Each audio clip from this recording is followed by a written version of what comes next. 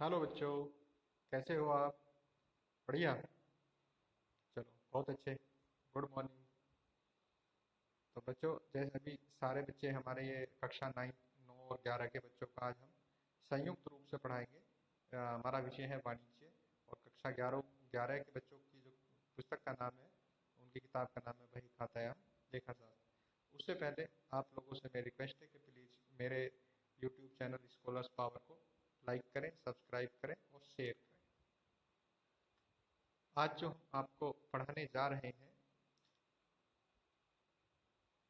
बिल्कुल बेसिक्स चीज़ों से, बिल्कुल स्टार्टिंग चीज़ों से स्टार्ट करेंगे, जिन्हें कुछ टीचर्स या कुछ अध्यापक बिल्कुल इग्नोर करके चले जाते हैं और पढ़ाते नहीं है। वो आगे जाके कॉम्पिटिटिव एग्जाम्स में भी पूछे जाते हैं और आपके लिए बहुत महत्वपूर्ण चीज़ें रखते हैं।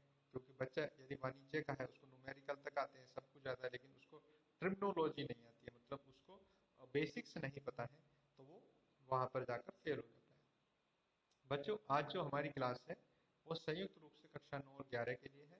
और आज हम आप लोगों को पाठ नंबर 1 लेखा शास्त्र के परिचय से निम्नलिखित बातों पर चर्चा करेंगे। नंबर 1, पुस्तक पालन का अर्थ, मीनिंग ऑफ बुक कीपिंग।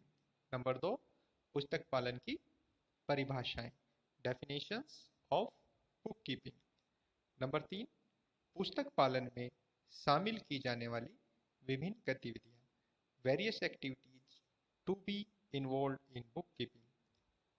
आओ बच्चों, इस विषय पर हम चर्चा करें। जैसे कि हमारा आज का जो मीनिंग हम जिसका बताने जा रहे हैं, हमारा जो वर्ड है उसका नाम है बुक कीपिंग। बुक कीपिंग का मतलब बही खाता, यानी पुस्तक पालन।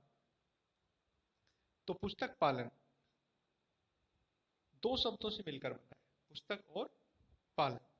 तो यहाँ पे किस पुस्तक की बात हो रही है? और पालन का मतलब, यानी अगर इंग्लिश मीनिंग, इसका इंग्लिश का डिक्शनरी मीनिंग हम देखते हैं, तो वहां पर बुक कीपिंग का अर्थ निकलता है किताबों को रखना। बट यहाँ पे डिक्शनरी मीनिंग हमें नहीं लेना है। हमारा जो मीनिंग है वो वाणिज्य में क्या दिया गया है, हम उसको किस प्रकार से प्रयोग करते हैं, ठीक है, उस पर आपको फोकस करना है, उस पर आपको ध्यान देना है। तो सबसे पहले बच्चे हेडिंग डाल देंगे, पुस्तक पालन का अर्थ, मीनिंग ऑफ बुक कीपिंग्स। लिखना शुरू करेंगे। पुस्तक पालन दो शब्दों के मेल से बना है। मेल का मतलब योग, दो शब्दों के योग से बना है। नंबर 1 पुस्तक और दूसरा पालन। यहां पुस्तक से आशय उन लेखा पुस्तकों से है जिनमें आर्थिक लेन देनों एवं घटनाओं को लिखा जाता है, तथा पालन से आशय आर्थिक लेन देनों एवं घटनाओं, आर्थिक लेन देन और घटनाओं को हम क्या कहते हैं? व्यावसायिक लेन देन को हिसाब की लेखा पुस्तकों में लिखना, लिखने को बोलते हैं अभिलेखन करना है। तो यहां पर एक मोस्ट इंपोर्टेंट वर्ड आया, आर्थिक लेन देन। मोस्ट इंपोर्टेंट वर्ड आया हमारा आर्थिक लेन देन। आर्थिक लेन देन, ये जो हमारा वर्ड आया यहाँ पे, आर्थिक लेन देन। तो ये आर्थिक लेन देन जो शब्द है, आर्थिक का क्या मतलब होता है? आर्थिक का क्या मतलब होता है? जहां पर वे सभी मानवीय क्रियाएं जो धन उपार्जन के उद्देश्य से की जाती हैं, आर्थिक क्रियाएं कहलाती हैं। तो आर्थिक क्रियाएं धन उपार्जन के उद्देश्य से की जाती हैं, यानी वो व्यावसायिक होंगी, बिजनेस ट्रांजेक्शन होंगे। तो बाकी इसके अंदर हमें सामाजिक क्रियाएं जो, यानी अनार्थिक क्रियाएं नहीं लेनी है। जैसे अपने घर पे मोहन को बुलाकर चाय पिला दी, तो वो क्रियाएं हमारे यहाँ अकाउंटिंग के अंदर या इसमें पुस्तक पालन में शामिल नहीं की जाती हैं, या बुक कीपिंग में शामिल नहीं की जाती है। तो आपको पता चल गया यहाँ किस पुस्तकों की बात हो रही है। यहाँ पे बुक्स ऑफ अकाउंट्स की बात हो रही है, जो अकाउंट्स की किताबें हैं, जिनमें हम बिजनेस ट्रांजेक्शन्स को, जैसे माल खरीदा, माल बेचा, मरम्मत कराई, फर्नीचर खरीदा, ये जो हमारे व्यापारिक लेन देन है, जो हमारे बिजनेस ट्रांजेक्शन है, उनको लिखने की बात हो रही है। तो जिस किताबों में इन लेन देनों को लिखा जाएगा, उन किताबों की बात हो रही है। और पालन से आशय क्या है कि आर्थिक लेन देन और घटनाओं को लेखा पुस्तकों में लिखना। तो बच्चों आगे लिखेंगे, अतः हम कह सकते हैं कि पुस्तक पालन आर्थिक लेन देनों और घटनाओं को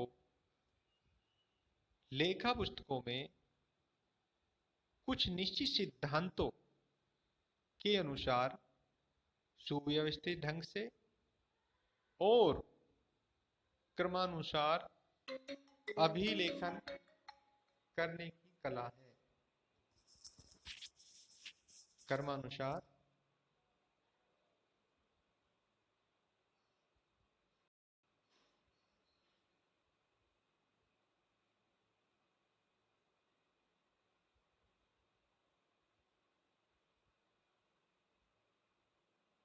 कॉल आने की वजह से थोड़ा डिस्टरबेंस हो गया था, फिर से स्टार्ट करते हैं, फिर से रिपीट करता हूँ। अतः हम कह सकते हैं कि पुस्तक पालन आर्थिक लेन देनों और घटनाओं को लेखा पुस्तकों में कुछ निश्चित सिद्धांतों के अनुसार सुव्यवस्थित ढंग से और क्रमानुसार अभिलेखन करने की कला है। पुस्तक पालन लेखांकन का एक भाग है और इसे बही खाता पद्धति के नाम से भी जाना जाता है। चूंकि पुस्तक पालन में आर्थिक लेन देन और घटनाओं का लेखा कुछ निश्चित सिद्धांतों एवं नियमों के अनुसार किया जाता है, जिस प्रकार विज्ञान में किया जाता है। विज्ञान में क्या होता है कि कुछ उसके अपने बेसिक्स होते हैं, तो यहाँ पे भी कुछ उनके अपने प्रिंसिपल होते हैं, कुछ अपने सिद्धांत होते हैं। उसी तरह से पुस्तक पालन में भी आर्थिक लेन देनों और घटनाओं को कुछ निश्चित सिद्धांतों एवं निश्चित सिद्धांतों एवं नियमों के अनुसार लेखा किया जाता है। इसलिए पुस्तक पालन एक विज्ञान भी है। अतः पुस्तक पालन कला और विज्ञान दोनों है। एक बार फिर से बच्चों के लिए वो स्लाइड को मैं रोक के दिखाता हूँ, जहाँ से बच्चों को जितना नोट करना है। तो बच्चों को यहाँ से पुस्तक पालन का अर्थ से लेकर अर्थ नोट कर लेना है। थोड़ी देर मैं इसको छोड़ देता हूँ, आप नोट कर लो।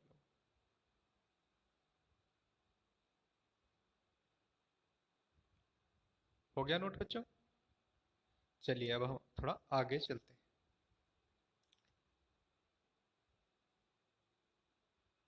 हमारा अगला टॉपिक है पुस्तक पालन की परिभाषाएं।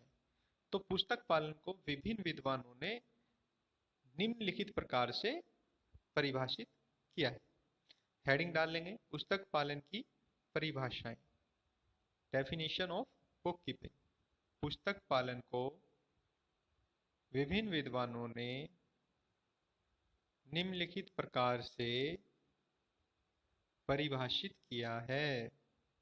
नंबर 1, स्पाइसर और पेंगलर के अनुसार, कॉमा लगाएंगे, इन्वर्टेड कॉमा लगा के लिखेंगे, पुस्तक पालन व्यावसायिक तथा अन्य सौदों को क्या बोलते हैं? लेन देन।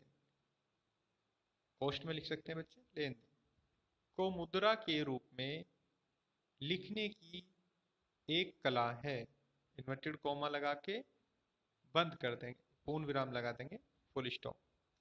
नंबर 2, रोलैंड के अनुसार। रोलैंड क्या कहते हैं पुस्तक पालन के बारे में? सबसे सिंपल परिभाषाएं मैंने यहाँ पे आपको लिखवाई हैं, जो आसान भी हैं, छोटी भी हैं और आपको याद करने में आसानी रहेगी। इन्वर्टेड कॉमा लगा के लिखेंगे, पुस्तक पालन सौदों को कुछ निश्चित सिद्धांतों के आधार पर लिखना है। तो ये आपकी हो गई परिभाषाएं, पुस्तक पालन की परिभाषाएं। आप इसको नोट कर लेंगे। थोड़ी देर के लिए मैं स्लाइड को रोक देता हूं, आप यहां से इसे नोट कर लीजिए।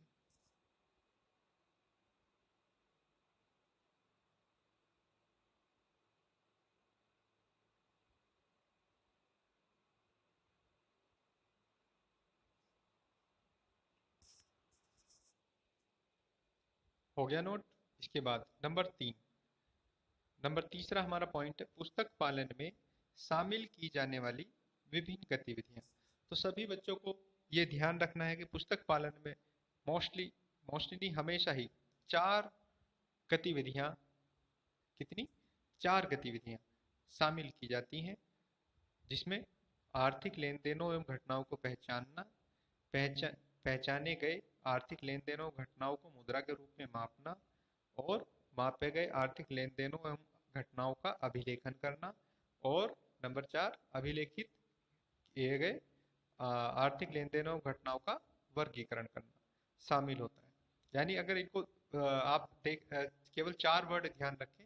आइडेंटिफाइंग, आइडेंटिफाइंग का मतलब पहचानना, दूसरा मेजरिंग यानी मापना, तीसरा रिकॉर्डिंग यानी रिकॉर्ड करना लिखना, चौथा क्लासिफाइंग। तो ये 4 एक्टिविटी हमारी पुस्तक पालन में शामिल की जाती है। तो इसके बारे में लिखेंगे बच्चे। पुस्तक पालन में शामिल की जाने वाली विभिन्न गतिविधियां, हेडिंग डालेंगे। Various activities to be involve in book keeping. लिखेंगे पुस्तक पालन में निम्नलिखित गतिविधियों को शामिल किया जाता है। नंबर 1 आर्थिक लेन देनों एवं घटनाओं को पहचानना। तो सबसे पहले हम क्या करेंगे कि कौन सा लेन देन आर्थिक है या कौन सा लेन देन अनार्थिक है। किसको, यदि अनार्थिक लेन देन है तो उसको हम रिकॉर्ड नहीं करेंगे। हम किसको रिकॉर्ड करेंगे? आर्थिक लेन देनों को। सपोज दैट कि व्यापारी व्यापारी का जो मैनेजर है, जैसे हमारा कोई बिजनेस है और मेरा मैनेजर मर जाता है, तो ये मेरे लिए एक बहुत बड़ा लॉस है, लेकिन ये मेरे लिए आर्थिक क्रिया नहीं है, ये एक सामाजिक क्रिया है। ठीक है, तो हम सिर्फ आर्थिक क्रियाओं का ही यहाँ पर लेखा करते हैं। सपोज दैट मेरा कोई माल राजस्थान से उत्तर प्रदेश में आ रहा है और रास्ते में एक्सीडेंट हो गया ट्रक का, मेरा बहुत सारा माल का नुकसान हो गया। ये मेरा आर्थिक क्रिया है, क्योंकि ये मेरा धन उपार्जन का एक जरिया था और उसमें कमी आ गई, ये मेरा आर्थिक हानि हो गई। तो ये मेरे लिए एक आर्थिक घटना के रूप में जानी जाएगी। तो आप सबसे पहले लिखेंगे नंबर 1 आर्थिक लेन देनों एवं घटनाओं को पहचानना है। इंग्लिश में लिखेंगे identifying of economic transactions and events. Number 2 जब हम इसकी पहचान कर लेंगे कि ये हमें लिखना है ट्रांजैक्शन, तो हम देखेंगे उसकी वैल्यू क्या है, उसका वैल्यूएशन करेंगे, उसका मूल्यांकन करेंगे। किस में? मुद्रा में, यानी रुपये में।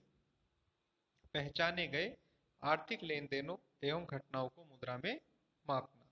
Measuring of identified economic transaction and events. Number 3 जब हमें वैल्यू भी पता चल जाएगी उसके बाद हम उसको लिखेंगे बुक्स ऑफ अकाउंट्स में। तो नंबर 3 क्या हो जाएगा? मापे गए आर्थिक लेन देनों एवं घटनाओं का अभिलेखन करना। मापे गए आर्थिक लेन देनों एवं घटनाओं का अभिलेखन करना। Recording of measured economic transactions and events. Number 4 जब हमने लिखी है, अब इन ट्रांजेक्शन्स को हम क्या करते हैं, सबसे पहले जो लिखे कहाँ पे जाते हैं, या तो हम जनरल में लिखते हैं या लिखते हैं प्रॉपर जनरल में या सब्सिडरी बुक्स में। हम तीन तीन जगह अपने बिजनेस ट्रांजेक्शन्स को लिखते हैं, तो वहां से इनको हम क्लासिफाई करते हैं। इनके कंसर्न अकाउंट जो होते हैं, जैसे राम का अकाउंट, राम के साथ हमारा लेन देन 10 बार हुआ, तो यदि राम के साथ 10 बार लेन देन हुआ और अलग अलग डेट में हुआ, तो वो राम के सारे ट्रांजेक्शन्स के लिए उसका राम का अकाउंट अलग से एक लेजर रखी जाती है, इसको बोलते हैं खाता बही। तो वहां पर सारे उसके आइटम्स चले जाएंगे। या हम किसी से लगातार उधार खरीदते हैं, तो उसके लिए हम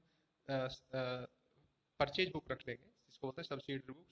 तो उधार खरीदे गए माल की एंट्री उसके अंदर हम करते रहेंगे। तो इस तरह से हमें उनका अपना आर्थिक लेन देनों घटनाओं का वर्गीकरण करना है। कहाँ करना है? लेजर में। तो इसे बच्चों ने नोट कर लिया होगा, और यदि नोट नहीं कर किया है तो अभी मैं इसको 1 मिनट के लिए होल्ड कर देता हूँ यहीं पे, और आप इसे नोट कर लीजिए।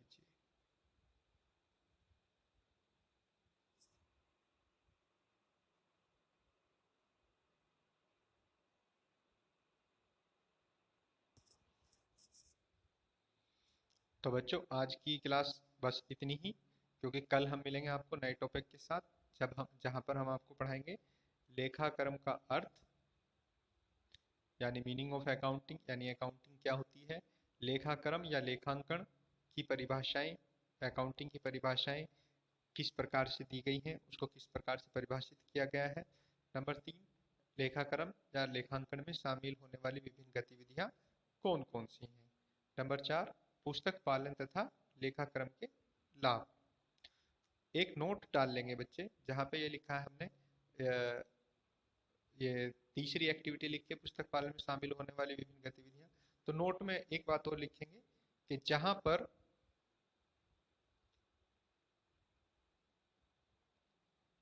पुस्तक पालन समाप्त होता है वहां से लेखांकन शुरू होता है। नोट में लिख लेंगे। ये सत्य असत्य में आ जाता है एक बार, तो जब ट्रू एंड फॉल्स में आ जाता है तो इसे आपको ट्रू करना है।